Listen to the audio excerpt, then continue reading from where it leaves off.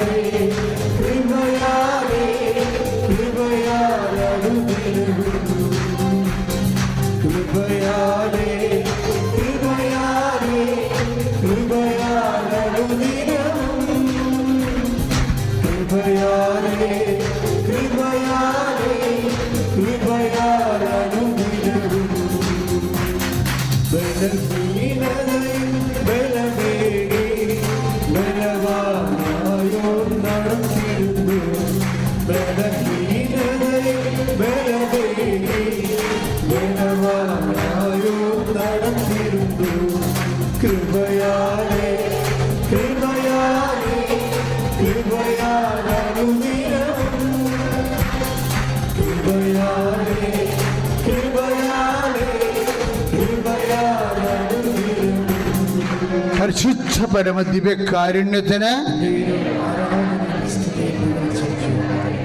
പരിശുദ്ധ പരമദിവ്യകാരുണ്യത്തിന്. എപ്പോഴും മക്കൾ ഓർക്കേണ്ടത്, അമ്മ മാതാവ് ജീവനോടെ പ്രത്യക്ഷപ്പെട്ട ഒരിടത്ത് നിൽക്കുമ്പോൾ അവിടെ നടക്കുന്ന ആരാധനയാണ്. തന്നെയല്ല, ആരാധന നടക്കുന്ന സമയത്താണ് അമ്മ അന്ന് പ്രത്യക്ഷപ്പെട്ടത്. അപ്പോൾ എന്ത് നിങ്ങൾ സമർപ്പിച്ചാലും ഈ മണ്ണിൽ വന്ന് വരുമ്പോൾ ഇതിൻ്റെ വിഷയം ഒന്ന് മാറും.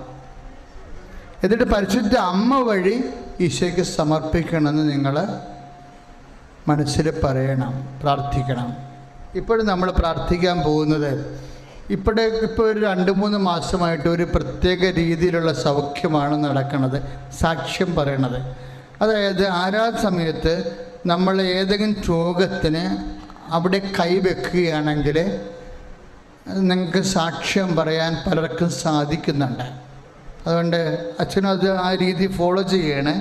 നിങ്ങളിപ്പോഴ് കരൾ രോഗമുള്ളവർ, ഹൃദയരോഗമുള്ളവർ, പങ്ക്രിയാസിക് രോഗമുള്ളവർ അവിടെ കൈവെക്കുക.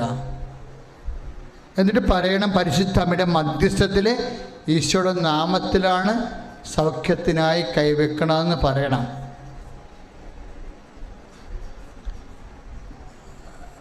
നെഞ്ചുവേദനക്കാർ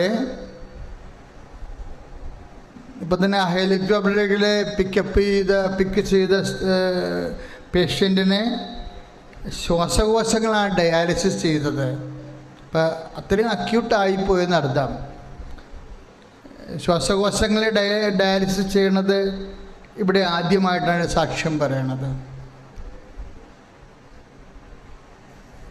അപ്പം എന്തും നടക്കുന്ന ഒരു അവസ്ഥയിലായിട്ടാണ് ദൈവം നമ്മളെ കൊണ്ടുപോകുന്നത്. അതുകൊണ്ട് എൻ്റെ മക്കൾ വളരെ ശക്തമായ രീതിയിൽ, ഇപ്പം വയറ്റ് ഡിസ്ചാർജ് ഉള്ളവരുണ്ട്, അപ്പോൾ അവർ അടിവയറ്റിലാണ് കൈവെക്കേണ്ടത്.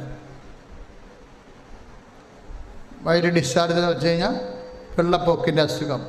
ഇപ്പം ഇന്നലെ ഒരു സാക്ഷ്യം ഉണ്ടായത് 18 കൊല്ലമായിട്ട് രോഗമാണ് അപ്പം സുഖപ്പെട്ടത്. ഇനി രക്തസ്രാവം തന്നെ ഉള്ളവരുണ്ടാകാം, അവർ അടിവയറ്റിൽ തന്നെയാണ് കൈവെക്കേണ്ടത്. അണ്ടാശയത്തിൽ കുരുക്കൾ, സിസ്റ്റ് ഉള്ളവരും അടിവയറ്റിൽ കൈവെക്കേണ്ടതാണ്. ഗർഭാശയത്തിൻ്റെ ഉള്ളിൽ PCOD ഉള്ളവർ അടിവയറ്റിൽ കൈവെക്കേണ്ടതാണ്. ഇത് വെക്കുമ്പോൾ അതൊക്കെ പറയണം, കൃപാസനത്തിൽ പ്രത്യക്ഷപ്പെട്ട പരിശുദ്ധ അമ്മയുടെ മധ്യസ്ഥതയിൽ ദിവ്യകാരുണ്യനാഥനുടെയൊക്കെ ഞാൻ ഈ രോഗം സമർപ്പിക്കുന്നു. പറഞ്ഞേ, കൃപാസനത്തിൽ പ്രത്യക്ഷപ്പെട്ട പരിശുദ്ധ അമ്മയുടെ മധ്യസ്ഥതയിൽ ഞാൻ ഈ രോഗം ദിവ്യകാരുണ്യനാഥന് സൗഖ്യത്തിനായി സമർപ്പിക്കുന്നു. സ്തുതിക്കട്ടെ, ഹല്ലേലൂയ.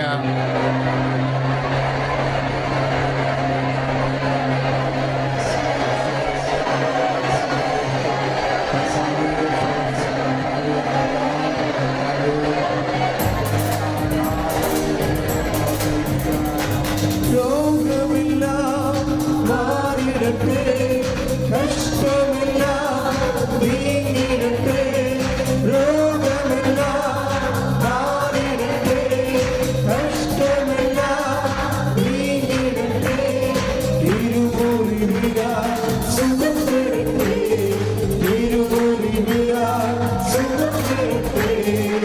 പരിശുദ്ധ പരമദിവ്യകാരുണ്യത്തിന് തലവേദന ഉള്ളവരെ തലയിൽ കൈവെക്കുക. ചെന്നിയിൽ കൈവച്ചാൽ മതി, ഒരു കൈ വെച്ചാൽ മതി.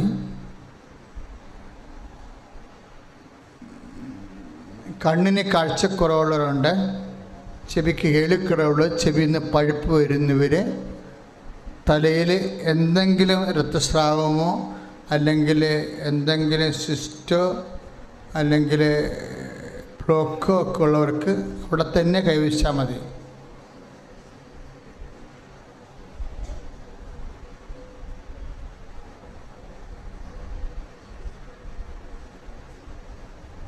തൈറോയിഡ് ഉള്ളവർ, സ്പോണ്ടിലോസിസ്, ടോൺസൈറ്റ്, അവരെല്ലാം കഴുത്തിൽ കൈവെക്കുക. എന്നിട്ട് പറയുക, കൃപാസനത്തിൽ പ്രത്യക്ഷപ്പെട്ട പരിശുദ്ധ അമ്മയുടെ മധ്യസ്ഥതയിൽ ഞാൻ ഈ രോഗത്തെ സൗഖ്യത്തിനായി ഈശോയ്ക്ക് സമർപ്പിക്കുന്ന. ശ്വാസതടസ്സങ്ങൾ, അസ്ഥിക്കുഴലുണ്ടാകുന്ന മരവിപ്പ്, അസ്ഥിയുടെ മജ്ജ ഊറ്റിപ്പോകുന്ന കാരണം ഉണ്ടാകുന്ന പൊള്ളൽ,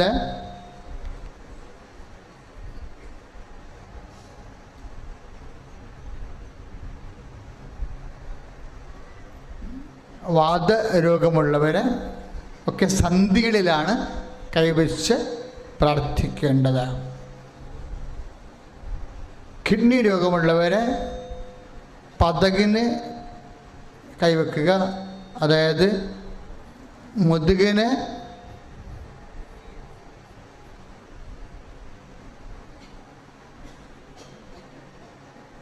താഴെ ഭാഗത്ത്, അതായത് നമ്മളുടെ അരക്കെട്ടിൽ നിന്ന് ഒരു ചാൺ മുകളിൽ കൈവെക്കുക.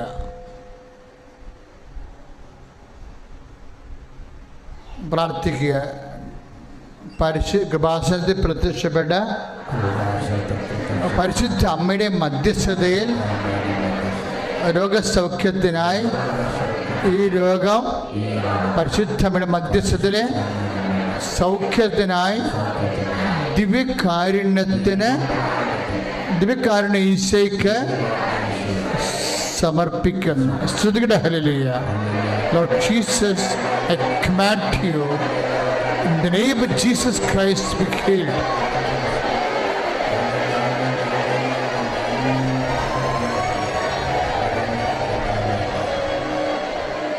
പ്രാർത്ഥിക്കുക. കർത്താവായ ദൈവമേ, ത്വക്ക് രോഗികളെ സ്പർശിക്കണമേ. വിശുദ്ധ രക്തത്താൽ ത്വക്ക് രോഗികളെ, വിസർപ്പ രോഗികളെ, സോറിയാസിസ് രോഗികളെ അങ്ങ് സ്പർശിക്കണമേ, കഴുകണമേ. കർത്താവേ, കർത്താവേ, വലിയ ശ്വാസം മുട്ടൽ, ആസ്മയുള്ള രോഗികളെ, ശ്വാസകോശങ്ങൾ, ഓ ഈശോയെ, വിശുദ്ധ രക്തത്താൽ കഴുകണമേ. വിട്ടുവിട്ടു വരുന്ന രോഗങ്ങൾ, മാറാത്ത രോഗങ്ങൾ, വർഷങ്ങളായി മാസങ്ങളായി മരുന്ന് കഴിക്കുന്ന മാരക രോഗങ്ങൾ, തീരാവ്യാധികൾ യേശുവിന്റെ നാമത്തില് സൗഖ്യമാകട്ടെ. ഹല്ലേലൂയ.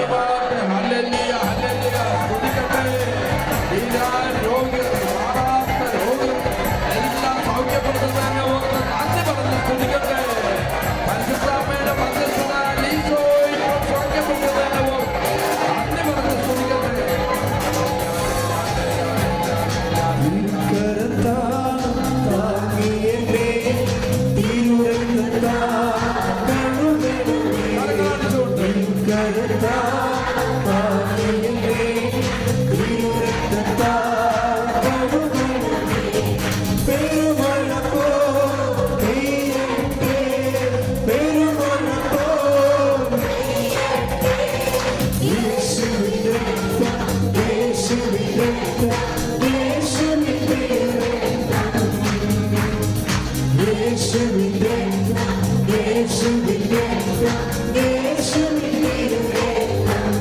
പരിശുദ്ധ പരമദിവ്യകാരുണ്യത്തിന്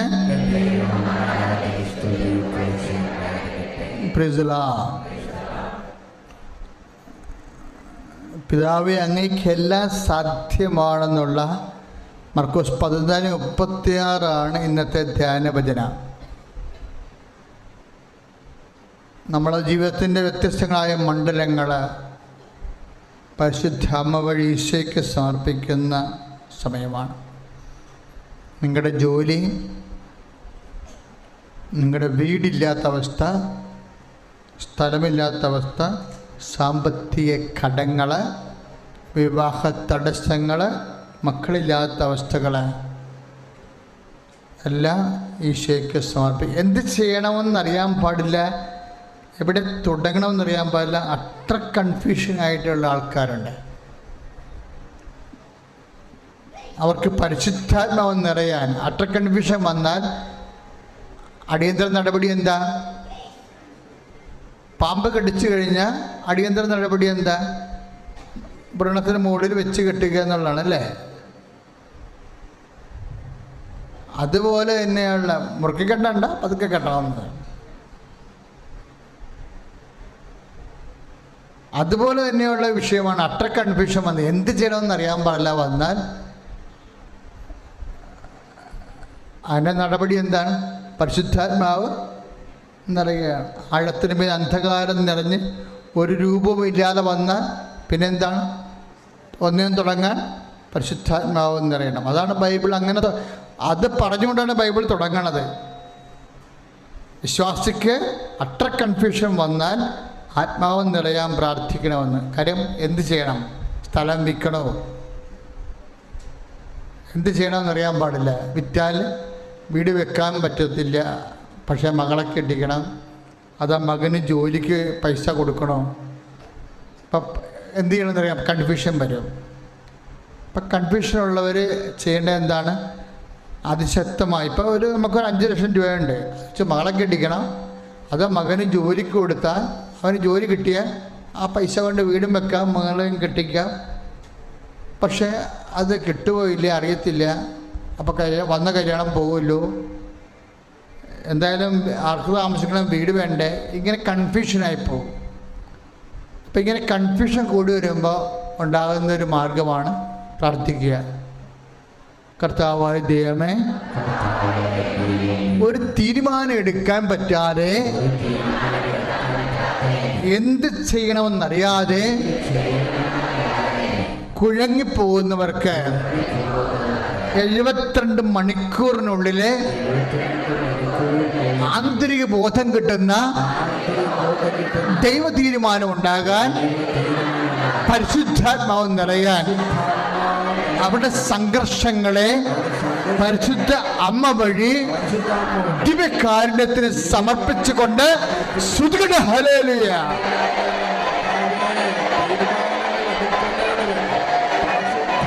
Lord Jesus, pour out the Spirit. Touch with the fire finger. Soak with the precious blood. Lord, increase His Spirit. Lord, increase His Spirit of power and grace.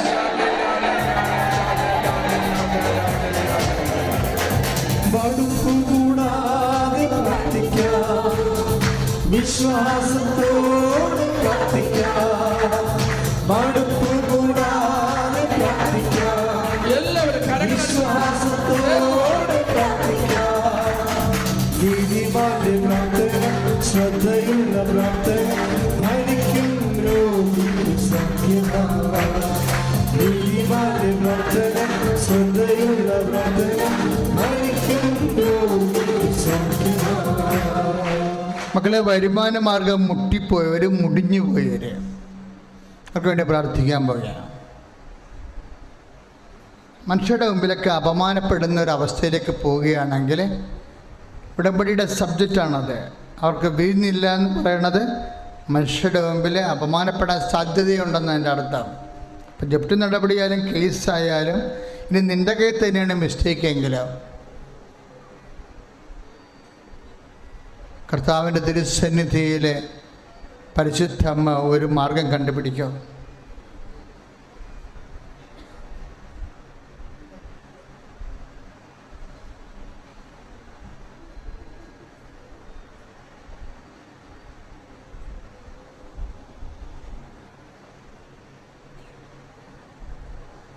വരുമാന മാർഗം ഇല്ലാത്തവർ,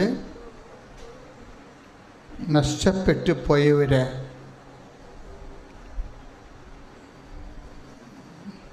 ഒരു വെടിക്കുള്ള മരുന്നുണ്ട്, അത് കയ്യിൽ നിന്ന് പോയാൽ പിന്നെ തീർന്ന് പട്ടിണി കിടക്കേണ്ടി വരും. ആ ഒരു അവസ്ഥയിലാണ് നീയെങ്കിൽ അതെന്തിന് ചെയ്യണമെന്ന് അറിയാൻ പാടില്ലെങ്കിൽ ഇപ്പോൾ പരിശുദ്ധ അമ്മ വഴി ഈശോയ്ക്ക് സമർപ്പിക്കുക. കർത്താവേ, കണ്ണീരോടെ അങ്ങയുടെ അവകാശമോഹരിമാകുന്ന എല്ലാ മക്കൾക്കും വേണ്ടി അങ്ങയുടെ അഭിഷിക്തൻ പ്രാർത്ഥിക്കുകയാണ് പരിശുദ്ധ അമ്മ വഴി. സ്തുതിക്കട്ടെ, hallelujah.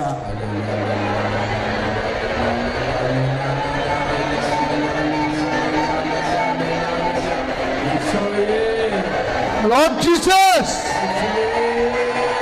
pour out His Spirit. Touch with the fire finger.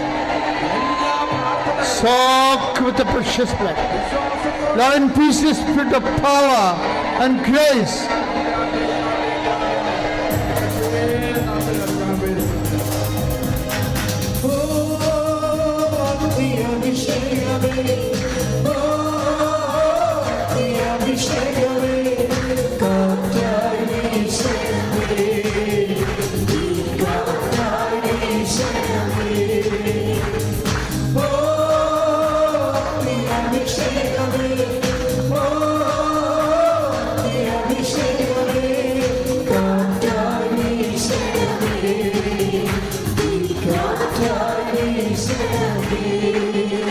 കല്യാണ കേസുകൾ, വിവാഹത്തിൻ്റെ കേസുകൾ, നിങ്ങളുടെ മക്കൾ പൈശാചികമായ ആത്മാവ് നഷ്ടപ്പെടുത്തുന്ന പ്രണയബന്ധങ്ങളിൽ പോയി ചാടിയിരിക്കുന്നവരെ എല്ലാവർക്കും വേണ്ടി പ്രാർത്ഥിക്കേണ്ട സമയമാണ്.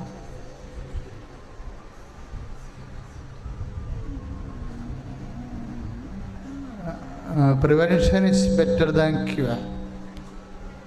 ഇങ്ങനെയുള്ള അവസ്ഥകളിൽ ചെന്ന് ചാടാതിരിക്കാൻ വേണ്ടി കുഞ്ഞുങ്ങളെ സമർപ്പിക്കേണ്ടതും കൂടി സമയമാണ്.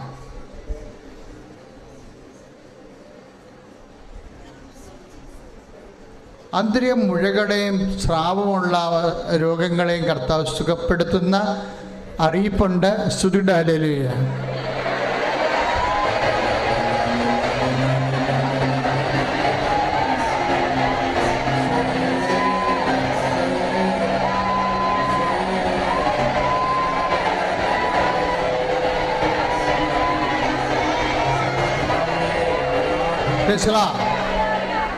ആകാശ സഞ്ചാരം ചെയ്യുന്നവരെ സുരക്ഷിതത്തിനായിട്ട് പ്രാർത്ഥിക്കണം. ഒരു വിമാനം അപകട നിലയിൽ താഴെ ഇറക്കി പട്ടാളം പോലെ ആളെ ചുറ്റും നിൽക്കുന്ന അറിയിപ്പ്. അപ്പം ആകാശ സഞ്ചാരികളെ സുരക്ഷിതത്തിനായി സമർപ്പിച്ചുകൊണ്ട് ശ്രുതികട ഹല്ലേലൂയ.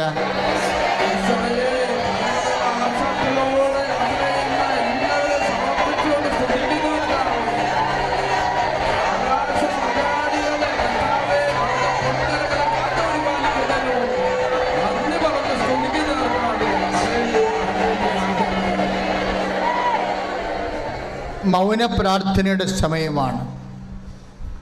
ഏതെങ്കിലും പ്രാർത്ഥന അച്ഛൻ ട്രേസ് ചെയ്തിട്ടില്ലെങ്കിൽ നിങ്ങൾക്ക് ഇപ്പോഴും ഓർത്ത് പരിശുദ്ധ അമ്മ വഴി ഈശോയ്ക്ക് സമർപ്പിക്കാവുന്നതാണ്. മൗന പ്രാർത്ഥനയുടെ സമയമാണ്. നിങ്ങളുടെ ഏതെങ്കിലും പ്രാർത്ഥന അച്ഛൻ വിട്ടുപോയിട്ടുണ്ടെങ്കിൽ ഇപ്പോൾ പരിശുദ്ധ അമ്മ വഴി ഈശോയ്ക്ക് സമർപ്പിക്കുക.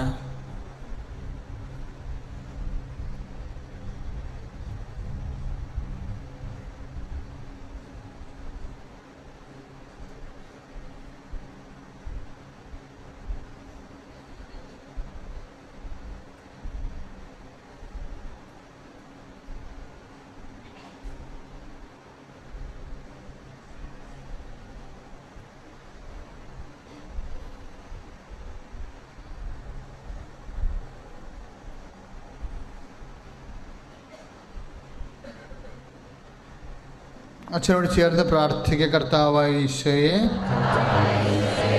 ഞങ്ങൾ ഓർത്ത് സമർപ്പിച്ച പ്രാർത്ഥന ആവശ്യം പരിശുദ്ധ അമ്മ വഴി ദിവ്യകാരുണ്യത്തിന് സമർപ്പിക്കുന്നു. ശ്രുതികട ഹല്ലേലൂയ.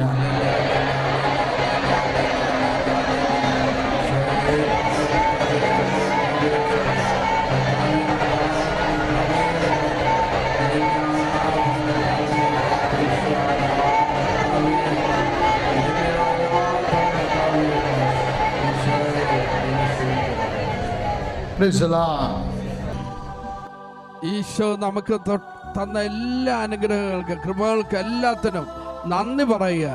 നന്ദി പറഞ്ഞ് സ്തുതിക്കട്ടെ, ശക്തമായി സ്തുതിക്കട്ടെ. ഈശോ തന്ന എല്ലാ അനുഗ്രഹങ്ങൾക്ക് ഇന്നെന്നെ കർത്താവ് തൊട്ട് ഇന്നെന്നെ അനുഗ്രഹിച്ച് എൻ്റെ പ്രാർത്ഥനയ്ക്ക് ഉത്തരം തന്നു. കർത്താവേ, അതിനേക്കാൾ ഉപരി എനിക്ക് ഈ പുണ്യഭൂമിയിൽ കാലുകുത്താൻ സാധിച്ചല്ലോ കർത്താവേ. നന്ദി പറയുന്ന കർത്താവേ, നന്ദി നന്ദി നന്ദി. യേശുവേ നന്ദി കർത്താവേ, യേശുവേ നന്ദി കർത്താവേ, സ്തുതി കർത്താവേ, സ്തോത്ര കർത്താവേ, ആരാധന കർത്താവേ, മഹത്വം കർത്താവേ. ഓ ജീസസ്, യേശുവേ നന്ദി കർത്താവേ, യേശുവേ ആരാധന ആരാധന ആരാധന ആരാധന ആരാധന. ദൈവമേ ഒത്തിരി ഒത്തിരി നന്ദി കർത്താവേ. എൻ്റെ ഈശോയേ, എൻ്റെ കർത്താവേ, എൻ്റെ ദൈവമേ, ഞാനങ്ങ് സ്തുതിക്കുന്നു, സ്തോത്രം ചെയ്യുന്നു, ആരാധിക്കുന്ന, മഹത്വപ്പെടുത്തുന്ന, നന്ദി പറയുന്ന. Hallelujah hallelujah hallelujah. പരിശുദ്ധ പരമ ദിവ്യകാരുണ്യത്തിന്, പരിശുദ്ധ പരമ ദിവ്യകാരുണ്യ ഈശോയ്ക്ക്, പരിശുദ്ധ പരമ ദിവ്യകാരുണ്യ ഈശോയ്ക്ക്, പരിശുദ്ധ പരമ ദിവ്യകാരുണ്യത്തിന്. എൻ്റെ പേര് മിനി മാർട്ടിൻ എന്നാണ്.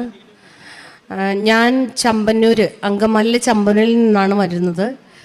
ഞങ്ങൾ ബോംബെയിൽ സെറ്റിൽഡ് ആയിട്ടുള്ള ഫാമിലിയാണ്. എൻ്റെ മകൻ UK പഠിക്കാൻ പോകുന്നതിനോടനുബന്ധിച്ചാണ് ഞാൻ ഈ കൃപാസനത്തിൽ പ്രത്യക്ഷീകരണ പ്രാർത്ഥന ചൊല്ലി തുടങ്ങിയത്. ആദ്യം ഉടമ്പടി എടുത്തിട്ടുണ്ടായിരുന്നില്ല. അവൻ്റെ പോക്കൊക്കെ തടസ്സമൊന്നും കൂടാതെ നടക്കാൻ വേണ്ടിയിട്ടാണ് ഞാൻ പ്രാർത്ഥന തുടങ്ങിയത്. ആദ്യം അവൻ ചെന്നു, അന്നാളിലൊക്കെ അവന് താമസ സൗകര്യം കിട്ടിയിരുന്നു.